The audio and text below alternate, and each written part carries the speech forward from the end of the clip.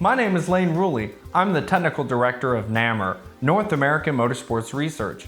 NAMR is behind the revolutionary tuning software suite called Atlas. Atlas currently supports the current generation WRX named the VB and the previous generation WRX named the VA. We also have many other vehicles, platforms, and ECUs on their way to be added to the supported list. So NAMR has been making fantastic, unprecedented strides and progress recently. From distributing the first public version of our software, named Atlas, to becoming an official vendor and sponsor of Boxerfest 2025. Today's video will address some major upcoming events and changes to the Atlas software. So NAMR will be attending Boxerfest this year as an official sponsor on September 14th at the York Fairgrounds in Pennsylvania. A special link to purchase tickets online will be posted below. NAMR will have 3 developer cars on site to use for Atlas-based demonstrations, such as fast flashing, big factory cam idle mode demonstrations, and emergency recovery procedures. Atlas has experienced unprecedented growth and feature upgrades this summer. We at NAMR are pleased to announce that the Subaru VA WRX is currently undergoing road testing verification for full support of our custom feature designer. So if you've been following along with our progress so far, you may already know that the VB WRX, the current generation of the Subaru WRX, already has full support for the Atlas custom feature designer. This custom feature designer empowers people like myself as professionals and people like you, such as hobbyists and tuners alike, to design new routines, logic, and controls for the factory ECU. Atlas brings the same unprecedented and unlimited design capabilities to the performance community that were leveraged to design and engineer these ECUs by the manufacturer in the first place. In a matter of weeks, with hands-on time with the custom feature designer, we at NAMR have designed and road tested the following: fuel cut launch control, speed density fueling and tuning, adding an auxiliary input such as a oil pressure sensor. And this custom feature can be made complete with engine safety features that rival those of standalone ECUs. This can include cutting the injectors or ignition if a loss of oil pressure is detected. Rotational and individual cylinder controlled anti-lag, and this leverages spark cut. And of course, ethanol flex fuel that is compatible with all current existing market sensors and solutions. So the Atlas available off the shelf or OTS tune has an update coming. We are on revision RC 8.5, but the current version has a few bugs in terms of the cold stratified idle, throttle control, and some ignition map changes. TGV full open and added support was tested and verified in version 8.1 and 2. So version 9, or release candidate number 9, is currently being created, and this is on its track to be released by the end of this month. With this release comes OTS support for year model 24. And so with the off-the-shelf tune, you get support for year models 22, 23, and coming up 24. And this includes a banging and a not banging variant, with the banging variant being a slang term for a pop and burble tune that emulates those of the early 90s rally cars.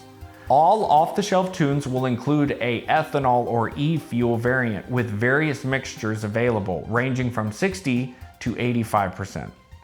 So currently, NAMR has 3 development vehicles, and each one being in the possession of a owner and founder of NAMR, North American Motorsports Research.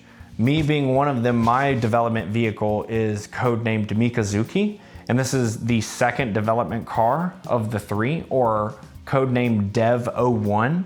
And Dev-00 is the original car. That would be the lead programmer and engineer's vehicle.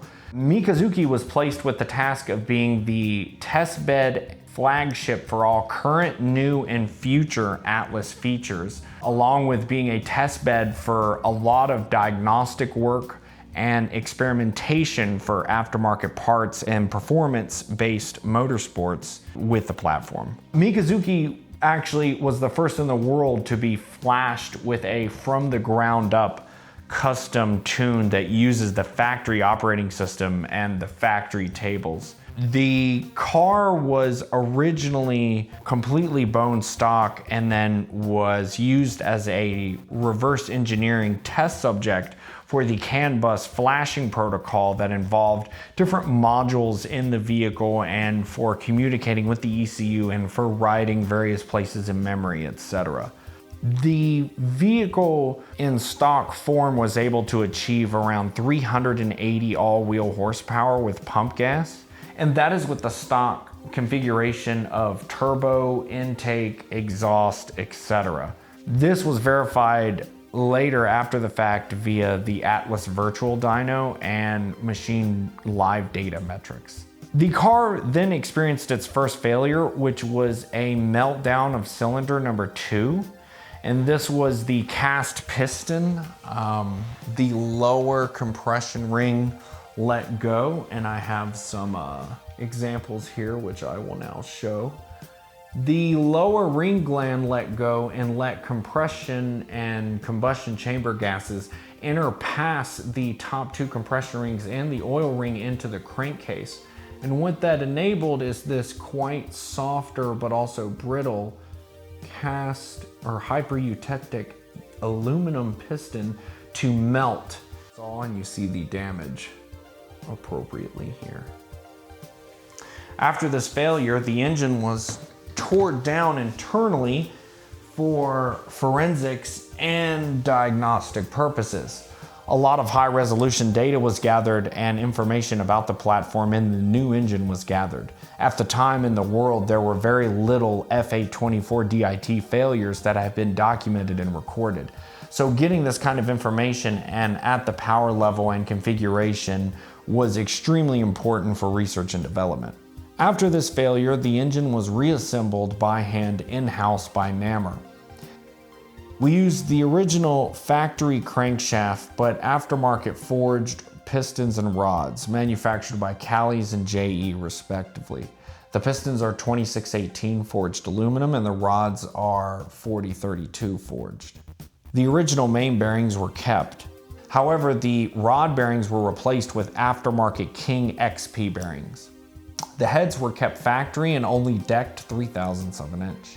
And then we also head studded it with ARP factory studs. The head studs and the connecting rod dimensions, length, bearing, and fastener specifications are all the exact same between the FA20 DIT and the FA24 DIT. The engine was then put through a short 600-mile break-in period and then a 300-mile torture period. After that, the platform was then pushed to its limits and a peak output of around 425 all-wheel horsepower and 450 all-wheel foot-pounds of torque was achieved, and that was confirmed using live machine data and the Atlas virtual dyno.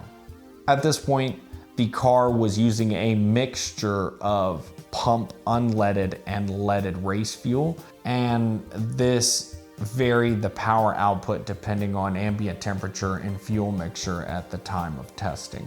The car was then used as the test bed for the Atlas Custom Feature Designer. The first custom feature to be tested was the rolling anti-lag feature. When testing the rolling anti-lag feature, and that includes the user setting a user-defined button on the steering wheel, pushing it and being able to use just the throttle to once again artificially load the engine to build boost while rolling at a set mile an hour. The engine popped off the valve lash cap on cylinder number 4, exhaust valve number 2. This dramatic change in valve events is what led to a severe detonation and pre-detonation event. The ceramic insulator portion of the spark plug, which is located inside the combustion chamber, was severed and bounced around inside the combustion chamber. The engine ate it. however, not without embedding itself into the outside of the piston in cylinder number 4 and scoring the combustion chamber wall very severely. So here we have the damaged piston in question, and here you can see the indentation, so where the ceramic was bouncing around in the combustion chamber, and the head also had some damage. You can see some damage. Now you can see here this shiny indentation piece and this portion located here.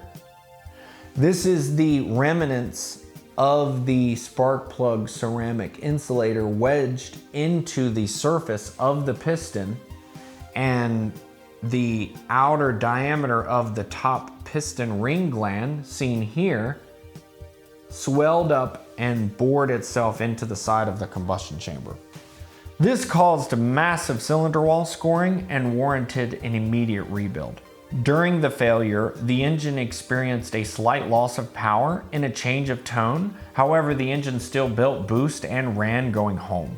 After the second failure, the engine was disassembled to determine the root cause. For the next rebuild, NAMR decided to send the block halves and a new set of 2618 forged pistons to TKM in Denton, North Carolina. There, the engine blocks will get a full set of dark sleeves and will also receive sonic cleaning, decking, and the heads will also be milled, and any damage from the foreign debris ingestion will also be repaired. The engine will also be receiving a valve train upgrade in the form of double valve springs, titanium seats and retainers, and rocker arm retainers. This is to help with the floating geometry of the double overhead cam design when in high RPM and high boost scenarios. The car is expected to be reassembled in approximately a week or two, so a formal announcement will be made, and the assembly of the engine and the engine being placed in the car will be live streamed, so do not miss that announcement. NAMR is currently working on our online store. We have a few special limited first run vinyl stickers that were given out to our Patreon supporters and our beta testers. The remaining stock of them can be purchased online, and that can be shown in the link below. Speaking of the Patreon, our Patreon is open. If you become a monthly contributor, every dollar goes to bettering our software development and for providing future projects that benefit our community. All of those supporters who have your official NAMR and Atlas stickers, show them off on social media and tag us, or send an email to Layne@motorsportsresearch.org with the email header sticker, and we'll use your picture in official social media posts. We will also have t-shirts coming soon, and they will be available to purchase from our online store and as a free gift to our Patreon supporters. We at NAMR want to thank everyone who has supported the amazing journey NAMR is on. We look forward to continuing the development of the Atlas software, and we look forward to seeing you all soon. Thank you.